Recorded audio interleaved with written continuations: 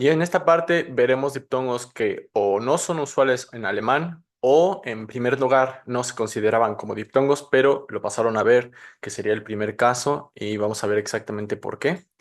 En el primer caso tenemos la estructura de consonante más vocal más R. En realidad lo que nos importa aquí es que va la vocal y después va la R. Y recordemos que en esta posición, después de una vocal, la R se vocaliza, es decir, pierde su característica de consonante y se vuelve más bien una vocal. Por lo tanto, aquí tendremos un diptongo. Tendremos el diptongo de la vocal más esta A. Recordemos también que no todas las variedades del alemán han vocalizado esa R. Bueno, en alemán estándar sí está vocalizada. Vamos a ver algunos ejemplos. Y empezamos quizás con el más complejo de ellos, que sería la combinación de la A con la R.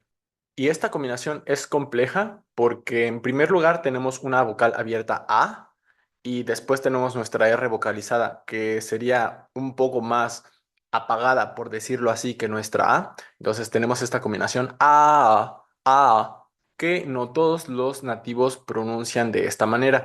Lo más común es encontrar simplemente a la A alargada. Si ya era alargada, pues se mantiene así, es decir, la R se pierde y si no lo era, se puede percibir una alargación. El caso de ha sería una palabra que ya tiene una vocal larga y la aparición de la R puede bien no percibirse y simplemente que esto lo pronunciemos como ha. Pero también podríamos hacer que aparezca esta vocal A y pronunciar ha. En cuanto a la palabra ga, que recomiendo buscar su significado porque tiene un gran matiz y podríamos mencionar algún ejemplo como en la combinación ga con nicht, que significa para nada o absolutamente no. Aquí tendremos exactamente lo mismo que con ja, podemos tener una vocal A larga, ga, o podríamos tener también nuestra vocal A generando ga. En el siguiente caso, como en todos los demás, se va a apreciar más esa R vocálica y tenemos el caso de mea, mar, tenemos esta E que en este caso es larga y después nuestra A, mea. Un ejemplo con una E corta sería en el prefijo fea, tenemos nuestra E corta E y tenemos nuestra R vocálica A, fea, como en verstehen. Pasemos a nuestro siguiente caso con una I. Y si esta fuera larga, tendríamos la combinación IA, como en la palabra IA, precisamente, que significa ustedes, entre otras cosas.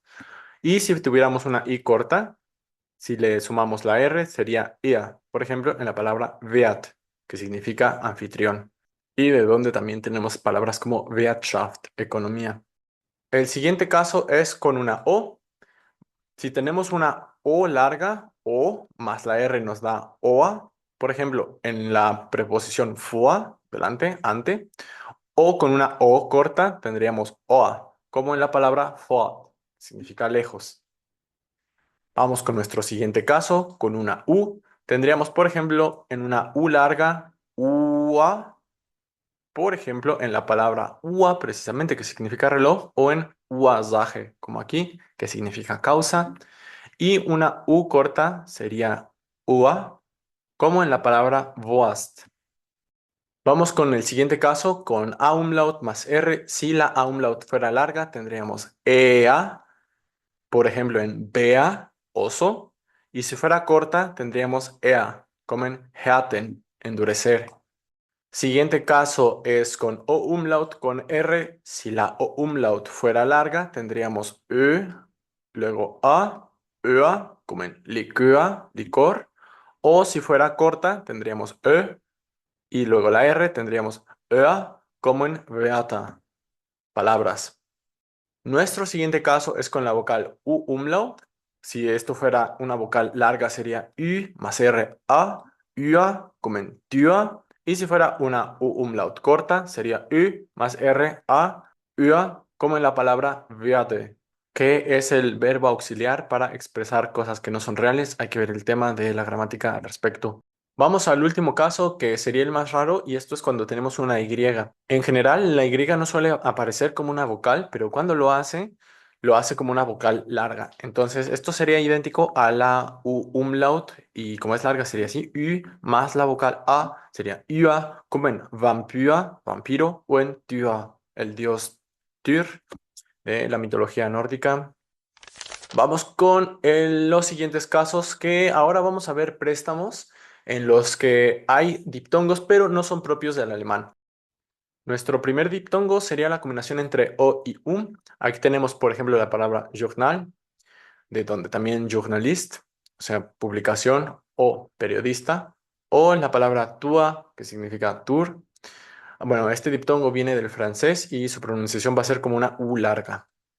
El siguiente que tenemos es el diptongo UI, también viene del francés y como tal no es un diptongo, en realidad la primera U se pronunciaría como la labiodental V más la I larga, entonces sería et vi, acentuado, y esta palabra significa estuche, pero bueno, ortográficamente parece ser un diptongo.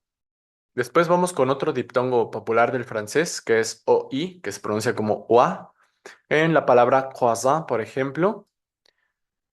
El siguiente es el diptongo AI, que al venir del francés tiene una pronunciación distinta al I del alemán como en Mai, sino que aquí tenemos dos palabras en las que no pronunciamos la I dentro de la sílaba donde está, sino la mandamos a la segunda sílaba.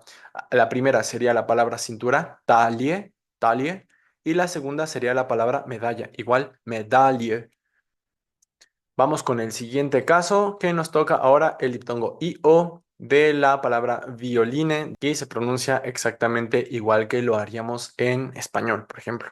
Y finalmente tenemos el diptongo EU, pero el del francés, por ejemplo, en palabras como friseur y chauffeur, que significan peluquero y chofer. Y la pronunciación de este diptongo sería idéntica a la O umlaut larga del alemán, o sea, Friseur y Chauffeur, con una R al final vocalizada, o sea, como en liqueur. Por último, vamos a ver palabras que, a pesar de que ortográficamente sean diptongos, no lo son fonéticamente. Y aquí tenemos algunos. Por ejemplo, palabras que llevan la combinación Q-U. Lo que viene después normalmente tiene que ser una vocal que puede aquí ser cualquier vocal, a diferencia del español que nada más podemos admitir la E o la I.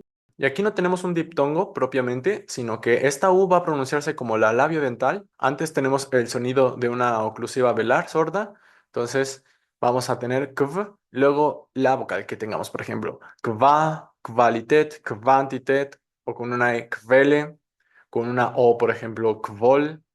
Entonces, este no es un diptongo, aunque ortográficamente lo parezca. Y nuestro segundo caso es la combinación de la I con la E, que como ya sabemos, típicamente esto no es un diptongo, es una I larga, y así la debemos de pronunciar casi siempre, como en Liebe, amor, sieben, el número 7.